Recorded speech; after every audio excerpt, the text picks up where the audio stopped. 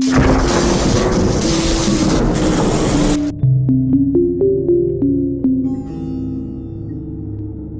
sacrifice and the seal. Word of the college students' ordeal spread quickly, reigniting public interest in Hill House. Locals whispered that the house had grown more dangerous, more ravenous for souls. After Daniel Pryor's horrifying encounter, only the bravest or the most reckless ventured near the estate. Yet one group of investigators, led by a paranormal historian named Father Thomas Blackwood, was determined to face Hill House head-on. Father Blackwood was no ordinary investigator, a former priest who had specialized in exorcisms. He had spent years researching the darkest hauntings across the world, uncovering curses, breaking seals, and facing entities that most could not comprehend. He believed Hill House was not just a haunted place. It was a portal, a space that had been corrupted by ancient rituals and blood sacrifices. According to his research, Richard Marston had practiced dark magic in the house, using Eleanor's death as the ultimate offering to bind a malevolent entity to the land. Father Blackwood assembled a team of spiritualists and paranormal experts, all of whom had been trained in various rituals and protective practices. Their mission was clear, not just to survive Hill House, but to end its curse once and for all. With a sense of foreboding, they arrived at Hill House at dusk, armed with holy relics, sacred oils, and incantations that had been passed down for centuries. As they entered the house, an immediate chill settled over them, and the air felt dense and oppressive. Father Blackwood noticed symbols carved into the doorframe, runes from an ancient language he had studied, used to bind and control spirits. Marston's work was meticulous, carefully designed to keep something far darker within the house's walls. The first night was eerily quiet. Blackwood's team set up protective circles in each room, performing purification rites to push back the dark energy they could feel lurking. They slept in shifts, every sound amplified by the silence of the house. But as dawn approached, Blackwood heard a faint voice, Eleanor's, soft and sorrowful, drifting through the air. "Help me. Free me." He knew Eleanor's spirit was bound to the house, a pawn in Marston's rituals. But freeing her would mean breaking the seal Marston had created, risking the release of the ancient evil trapped within. Yet he couldn't abandon her. He decided to try. The next night, Father Blackwood led his team to the basement, the source of the house's darkest energies. The symbols Merrick had discovered glowed faintly in the dim light, pulsing with a sinister power. Blackwood pulled out an ancient ritual book, carefully opening it to a page marked with runes similar to those carved into the walls. This ritual, he explained to his team, was a rare and dangerous form of exorcism designed to sever a spirit from the earthly realm. As Blackwood began to chant, the house reacted violently. The walls shook, and a piercing wail echoed through the basement. A shriek that could only be Eleanor's tortured soul, crying out in agony. His team held hands, forming a protective circle around Blackwood, their voices joining his as they recited verses to cleanse the house. But then the ground began to tremble. Shadows pooled in the corners, rising like smoke to form the familiar figure of Eleanor. Her face was contorted with pain, her hands clawing at the air as if trying to escape an invisible force. Her eyes, hollow and black, locked onto Blackwood, silently pleading for help. "I'm here to free you, Eleanor," Blackwood whispered, holding out a crucifix. "You don't have to suffer anymore." The figure reached out toward him, her hand trembling. Just as their fingers brushed, the shadows in the room erupted, swirling violently. Eleanor's form dissolved, replaced by something far darker, a formless entity that filled the basement with a choking darkness. The ancient spirit bound to Hill House was awake, furious at Blackwood's attempt to break its hold. The entity's voice echoed through their minds, a voice that seemed to come from every direction at once. "She belongs to me," it hissed. "They all belong to me." The temperature plummeted as the shadow lunged toward the circle. Father Blackwood's team began chanting louder, trying to hold the darkness at bay. But the entity was too powerful, fueled by the sacrifices and rituals that had given it dominion over Hill House for over a century. Desperate, Blackwood realized there was only one way to contain the entity. Marston had bound it through blood, and only through blood could it be sealed once more. He turned to his team, his face grave. "One of us must become the seal. It's the only way to end this." Before anyone could object, Sarah, a young spiritualist and the most empathetic of the group, stepped forward. "I'll do it," she said, her voice trembling but resolute. "If my sacrifice can bring peace to Eleanor and end this, then it's worth it." Blackwood nodded, his heart heavy. He performed a final blessing on Sarah, anointing her with sacred oil. She took her place in the center of the circle, facing the darkness as it writhed and howled, furious at their defiance. Blackwood began chanting a final incantation, one that would bind the spirit to Sarah's soul, imprisoning it within her. As the ritual reached its climax, Sarah's body convulsed, her eyes rolling back as the darkness consumed her. The entity's screams filled the basement, a deafening roar of fury and despair. The shadows twisted around her, sinking into her flesh, until, with one final echoing scream, the basement fell silent. Sarah's body collapsed to the floor, still and lifeless. Blackwood knelt beside her, his eyes filled with sorrow. He whispered a prayer over her, knowing her sacrifice had saved them all. The oppressive energy in the house lifted, replaced by an eerie calm. The team left Hill House that night, carrying Sarah's body with them. Father Blackwood arranged for her burial, marking her grave with a single, simple inscription. "Here lies Sarah, the soul who ended the curse." Hill House still stands to this day, its windows dark and empty, its walls silent. The locals say that the malevolent presence is gone, that the house no longer hums with dark energy. But those who visit the grounds sometimes report seeing a faint figure in the distance, a young woman watching from the windows, her expression serene yet sorrowful, as if waiting. Some believe it's Eleanor, finally at peace.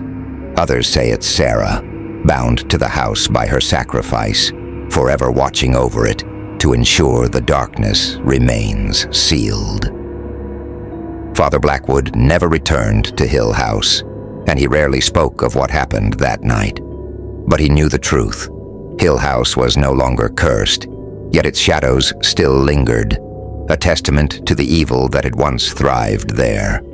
And perhaps, deep in its walls, a slumbering darkness still waited, kept at bay by a young woman's bravery and by the whispered prayers of those who remembered. And thus, the story of Hill House came to a close, a tale of darkness, sacrifice, and the faint hope that even the darkest curses can be broken. But for those who dare to wander too close, a warning remains. Hill House has claimed many, and it remembers every soul that has crossed its threshold. The Awakening of Hill House. Years passed, and Hill House became a local legend, its story known as both a cautionary tale and a whispered curiosity. Despite Father Blackwood's exorcism and Sarah's ultimate sacrifice, the house remained abandoned, looming as a monument to all the souls it had claimed. People rarely approached it, yet its dark allure continued to draw in the occasional thrill-seeker or paranormal investigator. They never stayed long, though, feeling a presence that seemed to silently watch from the windows, making even the bravest souls uneasy. However, in 2018, a well-known paranormal research group from out of town became captivated by Hill House's eerie reputation. They were drawn by the tales of hauntings and the rumor that Sarah's spirit, along with Eleanor's, still roamed its halls. Led by Dr. Mitchell Crane, a seasoned investigator obsessed with unraveling the supernatural, the team was determined to uncover whatever remained in Hill House and to record it for the world to see. Dr. Crane's approach was different. He wasn't interested in the rumors of curses or ancient spirits.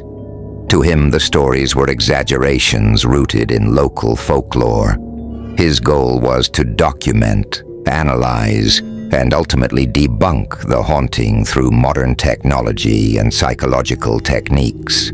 He brought along a team of experts: Camille, a historian; Leo, a tech wizard specializing in paranormal recording devices; and Jess, a sensitive who could feel energies and spirits. As they entered Hill House, the old structure seemed to welcome them with an unnatural stillness. Its darkened windows and heavy air, an ominous sign of what awaited. Camille immediately noticed changes in the interior. Walls that had been bare before now displayed faint marks, as if they'd been scratched or marked by something.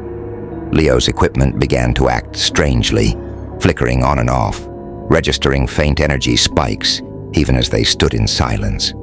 Jess felt an immediate sense of dread, and she warned Dr. Crane, "There's something here, something watching us, something that feels hungry."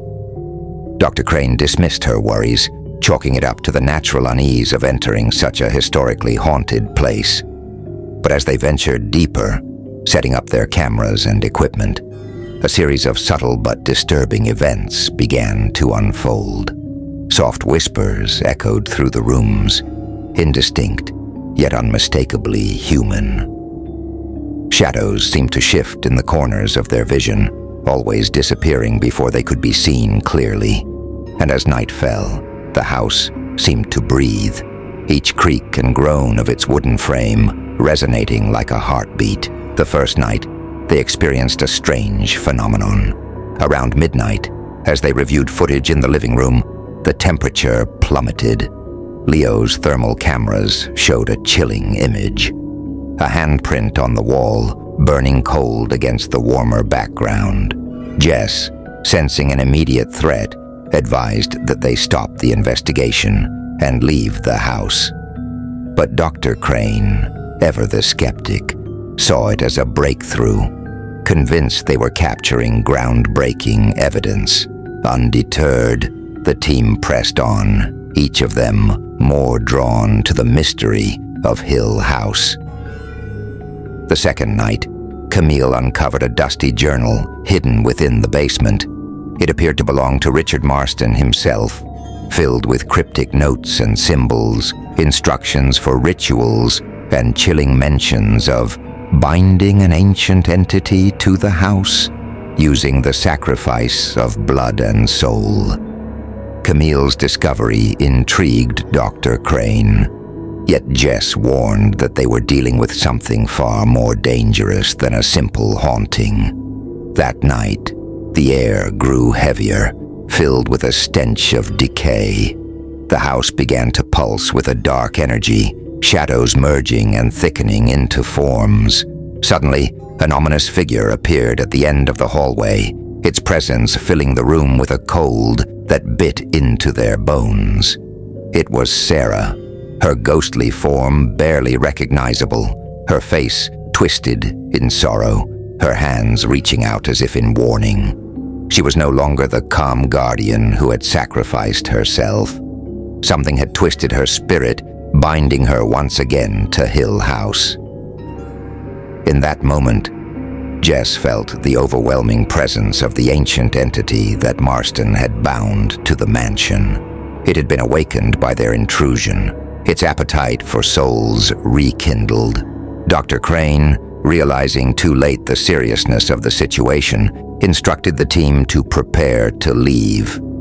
But the house was no longer willing to let them go. As they made their way to the front door, it slammed shut with a force that shook the entire structure.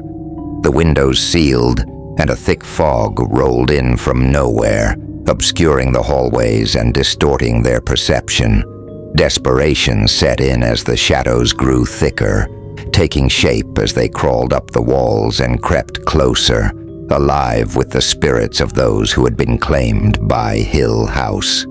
Each member of the team was separated, as though the house itself was manipulating them, isolating them to feed on their fear. Jess could feel Sarah's anguished spirit pleading for help, but Jess was overwhelmed by the force of the ancient entity.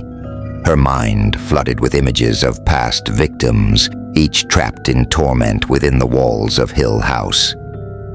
In the basement, Dr. Crane faced the source of the curse, a twisted altar marked with the symbols Camille had found in Marston's journal. Desperate, he tried to destroy it, believing that breaking the altar might sever the connection to the dark entity. But as he raised a hammer, the shadows solidified around him, holding him in place, and he heard a voice that resonated with an unnatural depth.